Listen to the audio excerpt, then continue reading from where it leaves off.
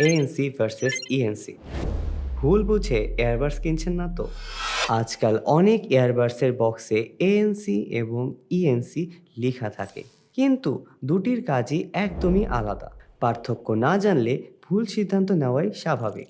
ANC active noise cancellation. ANC মূলত আপনার কানে আসা বাইরের শব্দকে কমায়। বাইরের ধারাবাহিক শব্দের বিপরীতে শব্দ তৈরি করে বাইরের শব্দকে বাতিল করে দেয়। ফ্যান, যানবাহনের শব্দ, আশেপাশের গুঞ্জন এ সকল ধরনের লো ফ্রিকোয়েন্সি শব্দ কমাতে এএনসি খুবই কার্যকর। ENC environmental noise cancellation.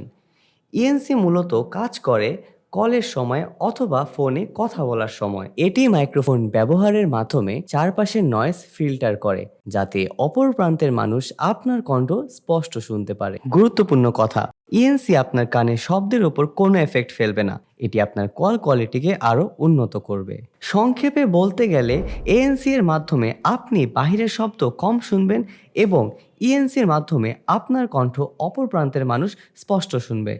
দুটির কাজই সম্পূর্ণ আলাদা, কিন্তু দুটির কাজই খুবই গুরুত্বপূর্ণ। নিজের ব্যবহার অনুযায়ী বেছে নেওয়াটাই হবে স্মার্ট চয়েস। আপনি কোনটিকে বেশি গুরুত্বপূর্ণ বলে মনে করেন, এএনসি নাকি ইএনসি?